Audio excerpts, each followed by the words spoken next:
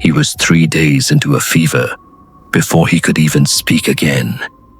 When he finally did, the first thing he said wasn't his wife's name. It wasn't a prayer. It was, "It's still out there, and it knows my face now." This is a story sent to me by a listener from rural Kentucky. He asked me to change the names, so we'll call him Wyatt. What you're about to hear happened to his great-great-grandfather over 100 years ago, and Wyatt says his family still won't talk about it above a whisper. Let's get into it. In the early 1900s, a young carpenter, we'll call him Ezra, lived in a small farming community with one unbreakable rule passed down from his own father. Never walk past the old cemetery road alone after dark. Ezra was 24, married less than a year, and like a lot of 24-year-olds, he figured that rule was for other people. One night, after visiting his in-laws 2 miles down a dirt road that cut straight through the woods, Ezra had work waiting for him back home, work that had to be done by morning. His wife's family begged him to stay till sunrise. He didn't listen. Around 10 or 11 at night, with nothing but a small oil lantern throwing 3 feet of light in front of him, Ezra started walking home, alone, straight past the cemetery. He wasn't scared. He should have been. Here's the thing about that road, though. Ezra had walked it 100 times before. Nothing had ever happened. Tonight was the first time something was waiting for him. As Ezra reached the edge of the graveyard, the woods went dead silent. No crickets, no wind, just his own footsteps and the creak of his lantern swinging on its handle. Then, a sound that didn't belong out there at all. A baby, crying, coming from somewhere among the headstones. Ezra stopped cold. There wasn't a single house within 2 miles of that cemetery. No road in. No reason for an infant to be out there in the pitch dark. He should have kept walking. Instead, he followed the sound. Between 2 old graves, wrapped in nothing, lying in the wet grass, was a baby, crying, like it had been left there for hours. Ezra didn't hesitate. He picked it up, cursed whoever could abandon a child like this, and turned back toward the road, carrying in his arms the worst decision he would ever make. For a few minutes, everything felt almost peaceful. The baby calmed down in his arms, looked up at him, and let out a small, happy laugh. The moon was bright enough that Ezra could see its face clearly. Soft, round, harmless. Then, from somewhere behind him, a voice cut through the quiet. "Hey, where are you taking me? Put me back where I belong." Ezra spun around. Nothing. No one on the road, no one in the trees. He kept walking. Faster now. The voice came again. Closer. "I'm talking to you. Put me back." That's when he felt it. The weight in his arms changing. Not slowly, all at once.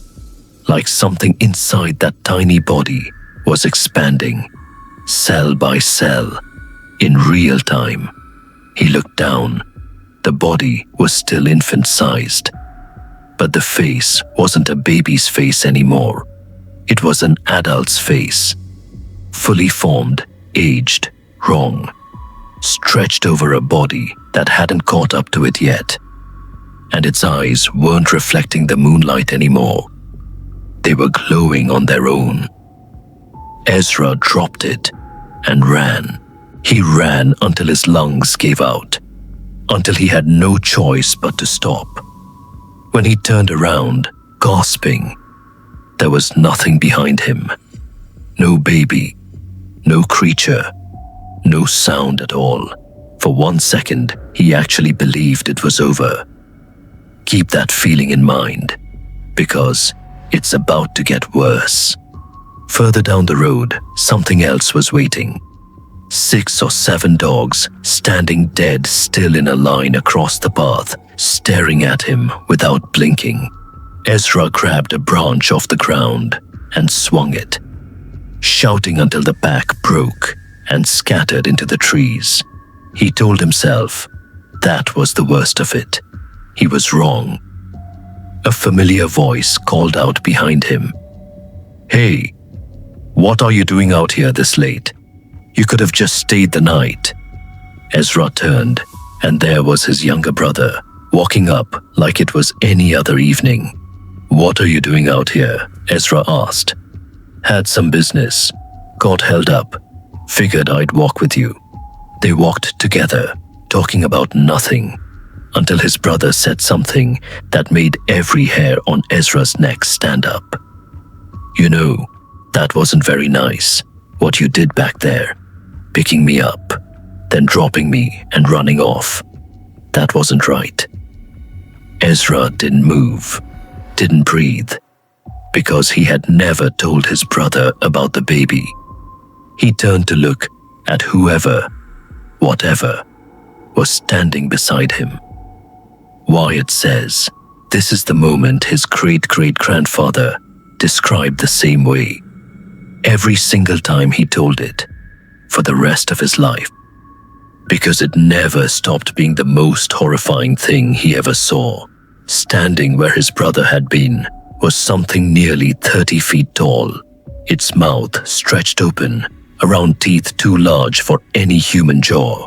Its hair hung matted past where its shoulders should have been, and its eyes, the same eyes from the baby, from the voice in the dark, locked directly onto his. It spoke calmly, almost gently. "There's no outrunning this one. Tonight, I finish it." It reached for him. Ezra ran. He ran harder than he'd ever run, lantern gone, arms pumping, lungs on fire. His house came into view through the trees. Just as he crossed onto his own property, a voice boomed out of the dark behind him. The last thing he heard that night. "I'll let you go, this time, but catch you alone again and you won't make it home." Ezra burst through his front door, screamed once, and collapsed. His family found him on the floor and threw water on his face to bring him back. When he finally spoke, he told them everything. The cemetery, the baby, his brother, all of it. He ran a fever for 3 days straight. He recovered, physically. But he never walked that road alone again. Not once, for the rest of his life. Here's the part Wyatt didn't want me to leave out. 60 years later, on his deathbed, Ezra's very last words weren't to his wife. They weren't to his children. He looked at the window, at the dark tree line past the yard, and he said, "It's still waiting. Don't let the grandkids walk that road alone." Wyatt says nobody in his family has walked that road at night since. As always, believe it or don't, that's up to you. But if you're ever walking home alone, late at night, past somewhere you shouldn't be, and you hear a baby crying where no baby should be, I'd think very, very carefully before you pick it up.